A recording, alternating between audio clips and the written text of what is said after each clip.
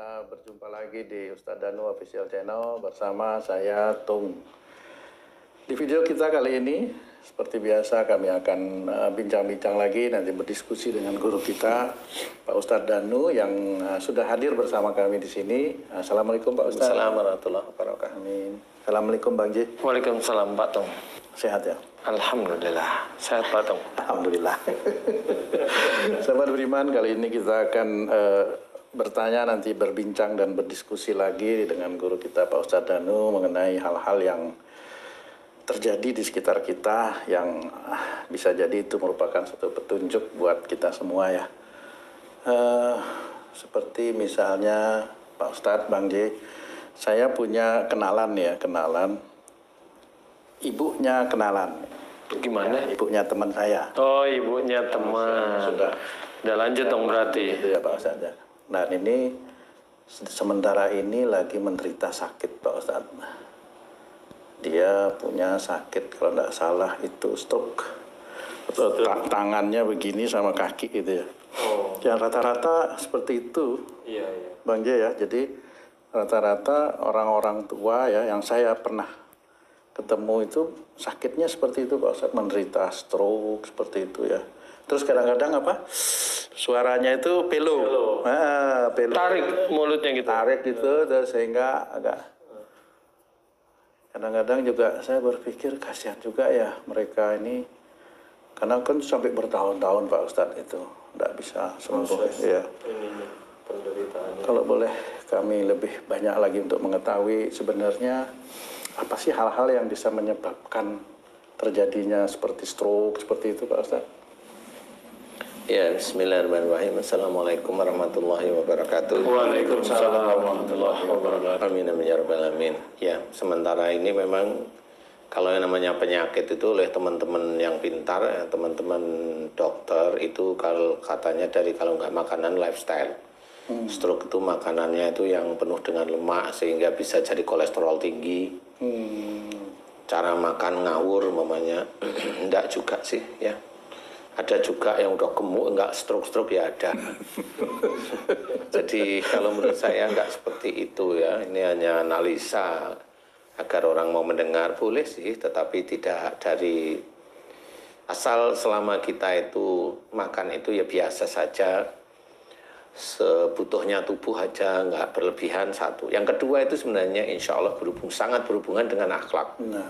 Sangat berhubungan dengan akhlak, karena orang yang kena stroke itu biasanya juga dikasih obat yang salah satunya kalau darahnya beku rata-rata seperti itu, kebekuan darah itu tinggi, dikasih pengencer darah, kemudian juga dikasih anti kolesterol. Tapi rata-rata yang kena stroke itu kan ada yang stroke pertama, kedua, dan ketiga. Rata-rata seperti itu ya. Stroke pertama itu biasanya masih diberi kesempatan oleh Allah Ta'ala untuk sembuh. Jadi sebenarnya dia berobat atau tidak berobat itu selama ini yang saya amati diberi kesempatan oleh Allah Ta'ala untuk sembuh. Untuk sembuh stroke pertama itu. Kemudian yang kedua juga sama, stroke yang kedua agak panjang biasanya sakitnya. Itu biasanya, ya tidak semuanya, biasanya juga diberi kesempatan oleh Allah Ta'ala untuk sembuh. Nah biasanya stroke 3 ini nggak bisa, susah. Stroke 3 ini sebenarnya adalah stroke yang kalau di dalam pengadilan itu somasi pertama itu stroke pertama, somasi kedua nggak diindahkan. Ya SP1, SP2, SP3 seperti itu. Ini selama ini saya amati dari orang-orang yang terkena stroke. Ada yang stroke pertama itu langsung nggak bisa sembuh. Itu memang tergantung keadaannya. Ya, stroke pertama biasanya yang saya amati itu imannya cukup lumayan lah dia. Imannya cukup lumayan bagus sehingga Allah itu memberikan gambaran bahwa kamu harus kembali ke jalan Allah. Maksudnya seperti itu. Stroke itu dari mana awalnya? Biasanya dimulai dari, kalau memang dilihat dari sisi medis, biasanya kan stroke itu dari tensi yang tinggi gitu. Ya sih. Ya, semua keadaan itu kan bisa ya. Tapi tensi itu hanya trigger aja. Tapi yang mengunci itu memang ada. Trigger aja tensinya tinggi. Kenapa? memang stroke itu diawali dari orang yang emosionalnya tinggi. Emosional tinggi, khususnya yang berhubungan dengan dipendam. Jadi stroke itu emosionalnya tinggi, khususnya yang disimpan atau dipendam.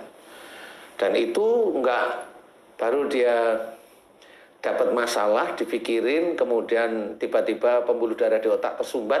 Enggak seperti itu, kebiasaan dia memang seperti itu. Ada urusan di pekerjaan, dipikirin jengkel, itu sebenarnya ada penyumbatan di pembuluh darah otak. Cuma karena memang orangnya itu tidak pernah general check up, untuk khususnya CT check in, dianggap kalau udah darahnya normal, kolesterolnya normal, itu dianggap nggak ada penyumbatan seperti itu. Itu normal aja, manusiawi biasa. Tetapi memang Allah itu, yang orang itu biasa berpikir ini, Allah itu malah keluar dari cara orang berpikir.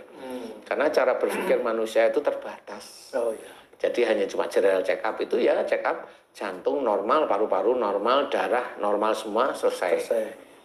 Normal semua. Padahal masih ada yang ditunggu oleh Allah Ta'ala. Nah, cara menunggunya, stroke itu biasanya dari marah yang disimpan. Jenis stroke orang yang kaku sama stroke yang lemah itu beda-beda. Kalau jenis stroke-nya yang kaku, orang ini emosional, greget-gregetnya tinggi sekali. Dan keinginan untuk ngamuk itu kuat sekali. Keinginan untuk melawan itu kuat sekali. Nah, itu stroke-nya kaku. Nah, kalau yang stroke-nya itu lemah, nah ini dia jengkel dan marah, diam, tapi dia hobinya menyerah. Kalau putus asa. Iya, bukan putus asa, istilahnya. Ya sudahlah, kayak ya gitu. sudahlah, tipe orang yang sebenarnya marah tapi menyerah. Seperti itu. Nah, itu yang saya amati, mana yang kaku stroke-nya, mana yang lemah, itu seperti itu. Jadi dua-duanya tetap nomor satu adalah marah yang disimpan. Kemudian tensi tinggi, ya tensi tinggi itu sebenarnya bukan karena orang tensinya tinggi terus gampang marah, enggak. Sebenarnya orang itu memang sejak dulu mudanya memang gampang sekali dia itu terpicu emosi. Nah, sehingga di situ adrenalin itu rusak. Blok-blok adrenalin itu rusak. Jadi adrenalin itu yang ada di atas ginjal itu rusak bloknya. Sehingga kalau rusak itu sehingga tensinya nggak bisa diatur. Sehingga rusaknya itu nggak tahu. Sekali waktu dia tinggi, dia nggak periksa, ya normal. Nggak tahu dia kalau tensinya tinggi. Kecuali kalau plek, nah itu baru diperiksa tensi. Kan dokter kan seperti itu ya.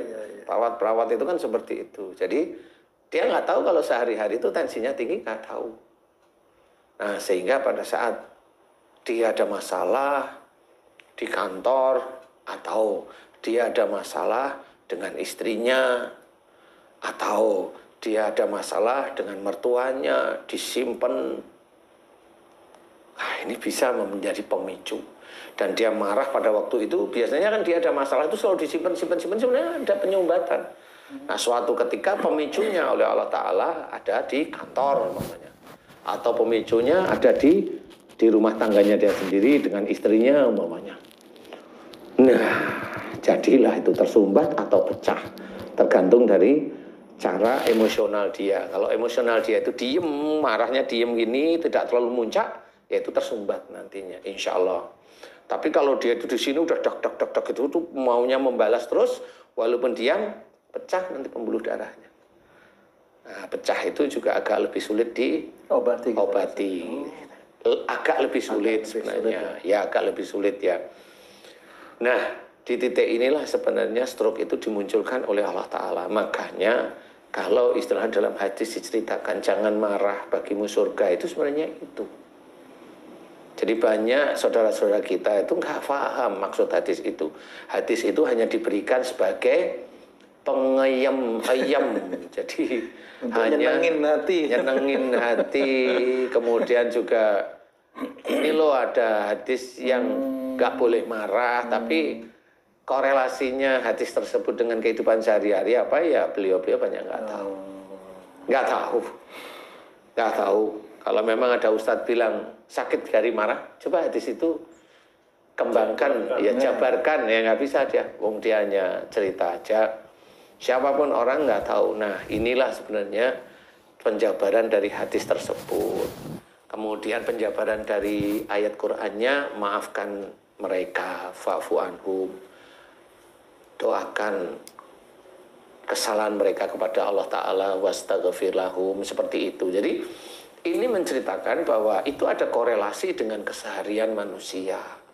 Jadi bukan Quran, hadis itu hanya cuma dihafal aja, enggak. Itu harus kita kerjakan. Seorang yang banyak para ustadz cerita, orang yang disukai, dimuliakan oleh Allah Ta'ala, orang yang selalu memaafkan kesalahan orang lain. Ngomong, nah suatu ketika dia ada masalah, ya marah. Ya marah. Dia cuma hafal kan gitu. Yang dimuliakan, orang-orang yang sering memaafkan adalah orang yang takwa di hadapan Allah. Iya, tapi pada waktu dia ada masalah, ya marah. Pasti marah itu. Nah, akhirnya kan nggak tahu bahwa dia memang belum mengerjakan ayat-ayat Quran yang diperintahkan taat kepada Allah Ta'ala, dan juga belum mengerjakan hadis-hadis Nabi yang diceritakan oleh Rasul, yang disampaikan oleh malaikat Jibril dari Allah. Gak paham, makanya ayo kerjakan sekarang, jangan marah kan gitu. Habis pimpinan saya gini-gini Ustadz, iya jangan marah. Gimana mau saya kerja di situ? Makanya jangan marah. Kalau saya nggak marah gimana? Gimana caranya ya keluar dari pekerjaan itu? Loh, padahal saya membutuhkan pekerjaan itu. Ya jangan marah kan, bulat. Orang itu bulat di situ kan jadi bingung saya. Loh, maksudmu gimana kan? Kalau memang nggak ingin marah, keluar cari pekerjaan yang lain yang mudah-mudahan itu baik kan gitu ya. Jadi kalau kamu hanya ngejar pekerjaan di situ, kemudian hasilnya lebih besar, akan kamu nyari dunianya. Nah, kalau cari dunianya, ya kamu pasti akan berhubungan dengan pimpinanmu yang seperti itu. Nggak bisa. Resikonya kamu yang akan nanggung nanti. Entah itu penyumbatan pada jantung, marah terus, dikeluarkan debat dengan pimpinannya, atau diem aja, jengkel sama pimpinannya, nah itu nanti stroke. Atau jengkel dengan istrinya, bisa aja stroke. Jengkel kemudian melamun karena istrinya melakukan sesuatu yang dia tidak suka, melamun, hilang ingatan, kan begitu. Atau skizofrenia. Mesti dicari kemana tuh. Melamun bisa hilang ingatan. Dia bekerja, istrinya selingkuh dengan orang lain, kan stres gitu. Gimana coba? Nah Ustaz, saat-saat orang terserang stroke, itu di dirinya itu saat lagi marah atau lagi tenang, atau kapan saat kejadian itu Ustaz? Biasanya itu rata-rata itu dia lagi tenang. Lagi tenang justru. Tidur gitu. Bangun tidur, habis istirahat, seperti itu. Kenapa gitu Ustaz? Walau alam saya nggak tahu. Cuma kalau saya amati itu, memang marahnya kemarin. Tapi dia saking marahnya, kan ada orang yang jengkel terus dibikin tidur, kan gitu. Kan dia tidak mencari solusinya. Tidak juga dipasrahkan kepada Allah. Pasrahkan itu gimana? Tawakal, serahkan pada Allah Ta'ala. Tidak, sehingga dia masih menyimpan kemarahan dalam berpikir. Dalam tidur pun biasanya juga seperti itu. Nah, disitulah dia kena oleh Allah Ta'ala. Karena pada saat orang itu marah siangnya, malam hari itu jin itu penuh ngisi di kepala. Biasanya gitu, penuh ngisi di kepala, penuh ngisi di adrenalin, dan adrenalinnya itu memang dipuncain. Makanya pada waktu bangun pagi, mau sholat subuh, jatuh. Nah, itu bukan karena pecahnya pembuluh darah, karena kepalanya terbentur. Enggak, kepala itu sangat kuat. Ya, iya, kalau cuma jatuh begitu, insya Allah enggak. Itu karena Allah aja. Sehingga yang saya alami bukan semuanya itu pasti kondisi istirahat, enggak juga. Intinya habis ada persoalan yang kuat. Habis itu persoalan itu kemudian bisa hari itu atau besoknya baru stroke. Kuat sekali. Nah, itu siapa aja bisa, mau orang biasa, pekerja bisa, ustadz ya bisa, tergantung. Allah itu nggak mau tahu. Kalau ibaratnya itu sakit menggugurkan dosa, kalau orang biasa sama ustadz yang sakit, sakitnya sama, gimana nih? Yang menggugurkan dosa yang mana nih? Padahal yang satu pengusaha nih, pengusaha sholatnya biasa-biasa, yang satu itu ustadz, yang sholatnya kelihatannya rajin, kelihatannya alim. Yang pengusaha tersebut padahal korupsi macam-macam. Nah, yang dihapus dosanya yang mana nih? Kalau orang awam lihat yang ustadznya kira-kira gitu maksudnya. Nah, itu pilih kasih Allah namanya. Iya, benar. Yang namanya ayat atau hadis itu untuk semua orang. Bukan untuk milik dia, kan begitu. Nggak bisa seperti itu. Nggak bisa. Jadi orang harus berpikir. Seperti itu. Jadi kalau stroke atau gula, semua mirip sifatnya si orang biasa, sama sifatnya si ustadz, sifatnya maling, korupsi, ya sama sifatnya seperti itu. Ada persamaannya. Pasti ada persamaannya insya Allah. Karena saya meneliti orang rata-rata kalau sakitnya A, itu sama mirip di titik itu. Apapun profesi mereka. Apapun profesinya, kalau dia titik itu, dia nggak mohon ampun kepada Allah Ta'ala, dan kemudian dia mengulang terus, ya siap-siap aja nanti sakitnya itu. Jadi bukan ngeramal sakit, enggak, karena perbuatan aja. Sama aja kalau orang nyuri, lama-lama kamu akan ketangkep polisi, itu ngeramal itu. Kan ini kebiasaan begitu, kalau nyuri itu pasti intinya nanti kan ketangkep polisi. Lah kok dibilang ngeramal? Enggak lah. Bukan gitu ya. Umpamanya kamu mau selingkuh, lama-lama Ketahuan. nah, kan jelas. Kan itu anunya itu ke situ. Lah, ya pasti endingnya ke Bukan situ. ramalan Iya, itu ya. bukan ramalan itu. Itu endingnya gitu. Itu sebab akibat itu. Bukan ramalan. Ramalan itu kalau memang dia yang ngomong nggak tahu. Kalau saya kan alhamdulillah atas izin Allah Ta'ala itu tahu karena meneliti. Tahu istilahnya. Nah, jangan dianggap seperti itu ramalan. Ngawur karena kamu kan nggak pernah meneliti, jadi nggak ngerti. Kalau ini meneliti. Sama seperti orang itu, mau Rukyatul Hilal namanya. Itu kalau dia ngerti ilmunya kan bisa paham. Kalau orang Rukyatul Hilal itu kan ngarang, kan gitu. Ngeramal dia. Loh ya enggak, ilmunya itu tahu kok. Iya. Loh, yang nggak tahu kan banyak nih, orang-orang Islam ini nggak tahu tentang penyakit hubungannya dengan akhlak kan banyak. Kamu kan sedikit tuh Ustaz tuh, berarti kamu yang salah. Nanti dulu. Jangan merasa yang sedikit itu pasti salah, nggak mesti. Jangan seperti itu, karena dulu ilmu pengetahuan itu sedikit juga sama. Islam berkembang juga sedikit dari Rasul Muhammad kan gitu. Dari para nabi, dari para rasul, kemudian berkembang, kemudian dihentikan oleh para orang-orang kafir, kan begitu. Yang meluaskan alhamdulillah sekarang Rasulullah Muhammad SAW, sehingga berkembang. Dunia juga kecil satu. Iya. Jadi jangan dianggap itu ya nanti kalau dianggap mirip. Orang yang ngomong seperti itu kalau hidup di zamannya Nabi, ya dia termasuk orang-orang kafir sebenarnya. Oh, kamu penyihir, kamu bohong, kamu ramalan, kamu kan gitu. Bener. Iya. Untung aja dia hidup di dunia ini, nanti di akhirat walau alam. Insya Allah seperti itu. Jadi jangan merasa menang di dunia atau benar, nanti dulu harus diingat. Nah, kalau caranya untuk berubah, berusaha untuk menjadi normal atas izin Allah ini ya. Nah, orang yang terkena stroke itu dia harus berubah, harus paham apa yang harus dijalankan kepada Allah Ta'ala. Allah itu sudah banyak menceritakan ayat-ayat yang disuruh kita itu mohon ampun. Wa tubu ilallahi jami'an ayyuhal mu'minun. Jelas bahwa kita disuruh tobat kepada Allah Ta'ala, orang-orang beriman. Jadi sudah jelas. Kalau Allah sudah menceritakan orang beriman suruh tobat, berarti orang beriman termasuk kita-kita yang sebenarnya sholat, ya beriman pada Allah, itu masih ada banyak dosa. Tetap harus tobat Pak Ustaz ya. Lah kan Allah yang sudah tahu, berarti jangan sampai kita itu merasa nggak punya dosa. Kan seperti itu. Nah, kebanyakan orang-orang muslim itu merasa nggak punya dosa. Kalau diingatkan ngeyel.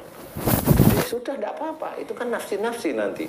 Sama Rasulullah itu ngingetin, zaman dulu ngingetin. Kan ngeyel loh orang-orang kafir dulu itu. Iya sama. Ya, jangan, ayolah belajar.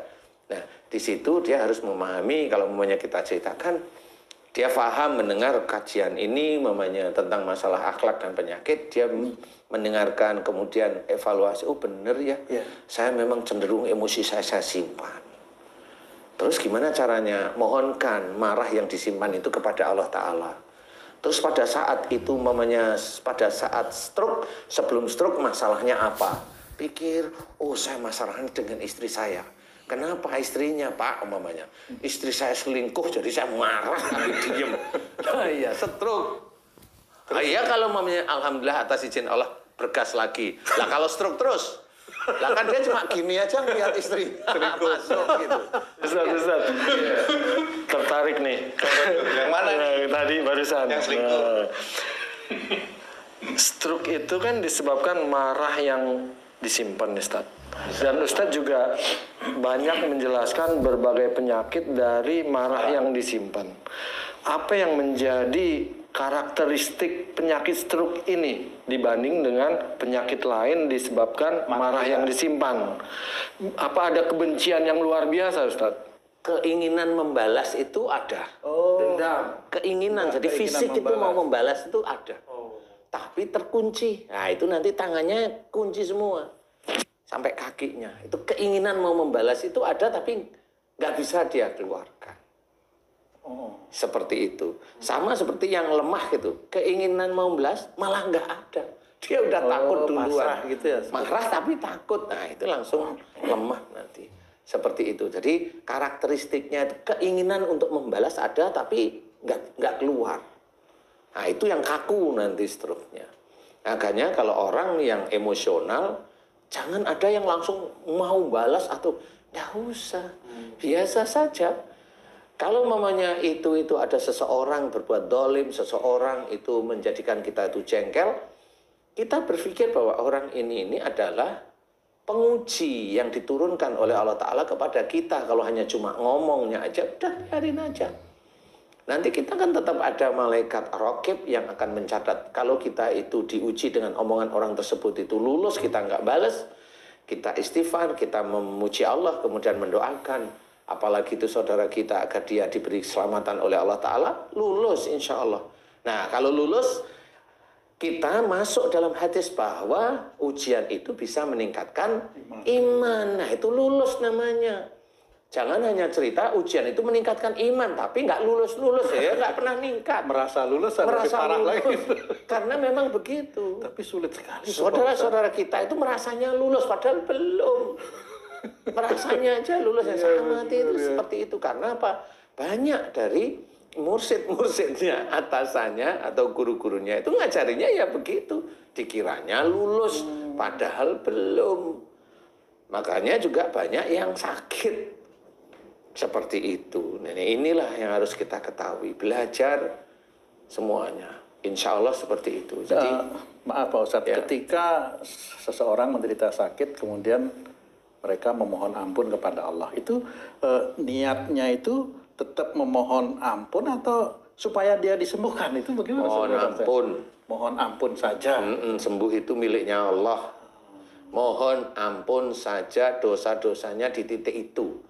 Kalau stroke, ya Allah, jika aku terkena stroke sekali atau yang kedua kali disebabkan karena marahku yang aku simpan karena pekerjaanku, marah kepada pimpinanku, atau marah kepada istriku yang aku simpan, dan aku takut sama istriku, kan boleh itu.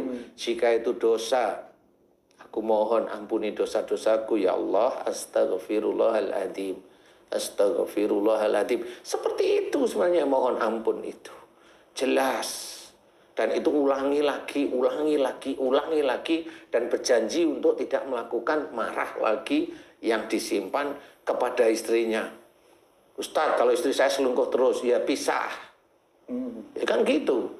Ustadz, kalau suamiku selingkuh terus, nah kamu mau pisah? Enggak, ya sudah.